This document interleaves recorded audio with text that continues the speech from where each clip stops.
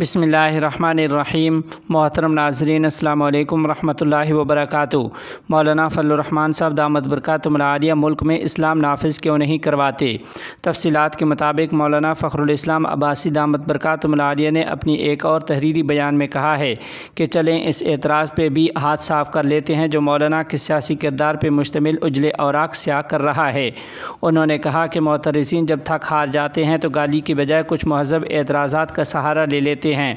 فرمایا نواز شریف زرداری مولانا کے دوست ہیں، مولانا کی اپنی حکومت ہے، اب مولانا اسلام نافذ کیوں نہیں کرواتے؟ شراب پہ پابندی کیوں نہیں لگواتے؟ فلم انڈسٹری کو بند کیوں نہیں کرواتے؟ وغیرہ۔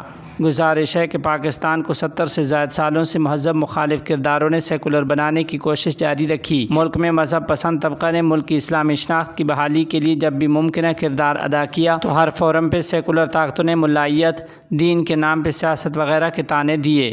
میڈیا کو آہنی دیوار بنا کر مذہب پسندوں کی سیاسی جدوجہد کے سامنے لا کھڑا کر دیا۔ سال سال سے ملک میں پھیلی اس گندگی کو صاف کرنے کی مہلت آپ مولانا کو دینا گوارا نہیں کرتے اور فوری امید یہ رکھیں کہ دوستی کی بنیاد پر مولانا کیوں اسلام نافذ نہیں کرواتے۔ اولاً تو یہ مطالبہ اس طبقہ کی جانب سے بھلا لگتا ہے جنہوں نے مولانا کو ہر موقع پر ووٹ سپورٹ کیا۔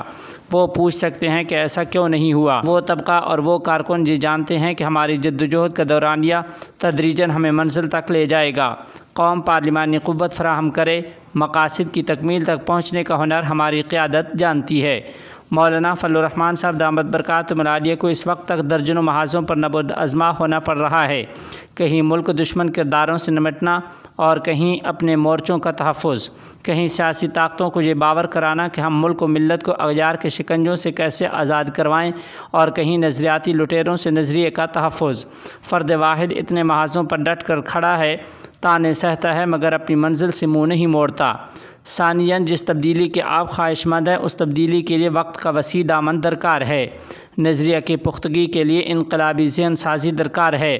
یوں نظام پلٹ دینے سے کام نہیں بنتا کہ وزارت سنبھالی اور اگلے ہی لمحہ کایا پلٹ دی، مگر جس قدر مثبت تبدیلی کے مواقع ہاتھ لگتے ہیں بہتری کے اقدامات اٹھائے جاتے ہیں۔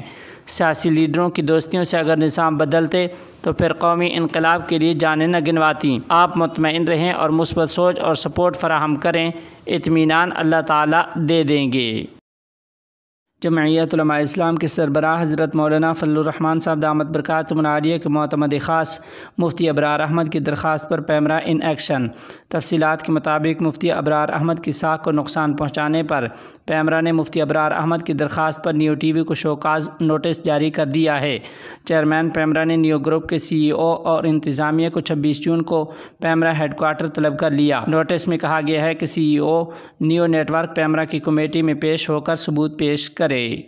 صاحب آباد تبلیغی مرکز کے مقیم خوش اخلاق و معروف تبلیغی شخصیت جنہوں نے ساری زندگی تبلیغ کے لیے وقف کر رکھی تھی، محترم قابل قدر جناب اخندزادہ نثار احمد صاحب عرف کاکا خال برکلے آج صبح صاحب آباد تبلیغی مرکز میں اس دار فانی سے دار بقا کی طرف انتقال فرما گئے ہیں۔ انا للہ و انا الیہ راجعون۔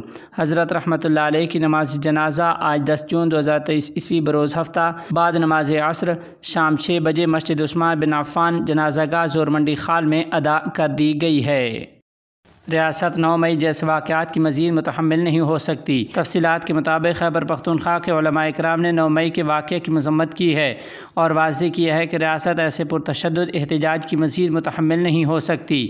پشاور پریس کلب میں چیف خطیب خیبر پختونخوا مولانا محمد طیب قریشی نے مختلف مسالے کے علماء اکرام کے ہمراہ پریس کانفرنس کرتے ہوئے کہا ہے کہ 9 اور 10 مئی کے واقعات سے معیشت کو بڑا نقصان پہنچایا گیا۔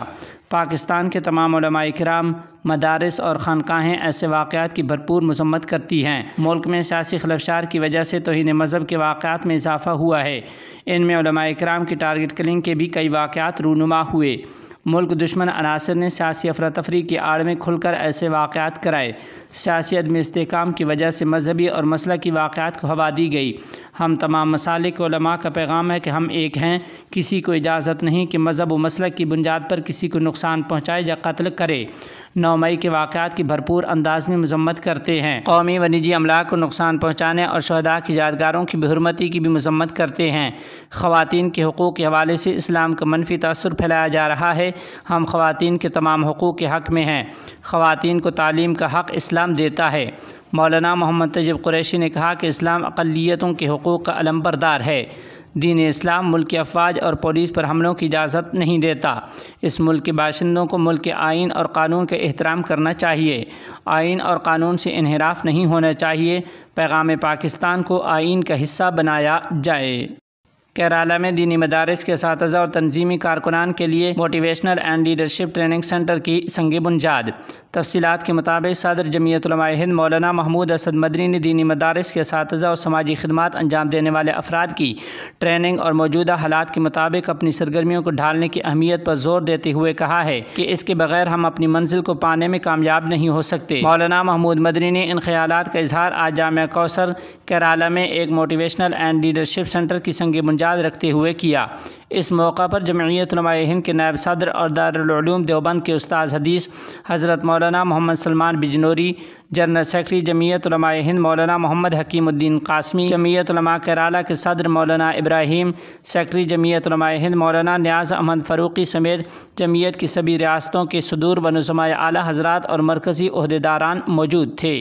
مولانا محمود مدنی نے کہا کہ کیرالہ وہ سرزمین ہے جہاں قرن اول میں اسلام آیا اور پھر پورے بر صغیر میں اسلام کی روشنی اسی سرزمین سے پھیلی۔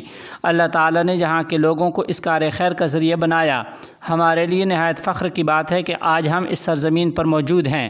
مولانا محمود مدنی نے جامعہ کوثریہ اور اس سے وابستہ کارکنان کے ذریعے دین کی ہمہ خدمات کی ستائش کی ہے۔ بدخشاں کی مسجد میں دھماکہ، 15 افراد شہید۔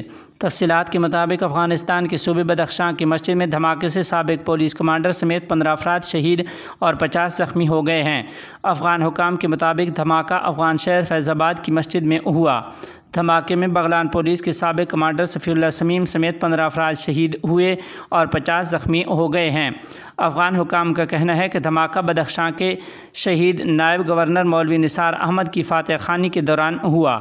دھماکے کے باعث اموات میں اضافے کا خدشہ ہے۔ حج کی تیاری کے سلسلے میں غلاف کعبہ کو اونچا کر دیا گیا۔ تفصیلات کے مطابق صدارت عامہ برائے امور حرمین شریفین نے جمعہ کی شام کو حج انتظامات کے سلسلہ میں غلاف کعبہ کے زیریں حصے کو تقریباً 3 میٹر اونچا کر دیا ہے، جبکہ بالائی حصے کو 4 اطراف سے تقریباً 2 میٹر چوڑے سفید سوتی کپڑے سے ڈھانپ دیا گیا۔ غلاف کعبہ کے حوالے سے یہ تبدیلی ہر سال حج سے قبل کی جاتی ہے اور یہ معمول کی بات ہے۔ غلاف کعبہ کو اوپر اٹھانے کا عمل شاہ عبدالعزیز کمپلیکس برائے کسوہ کعبہ کے ماہرین کے ایک گروپ کے ذریعے انجام دیا جاتا ہے۔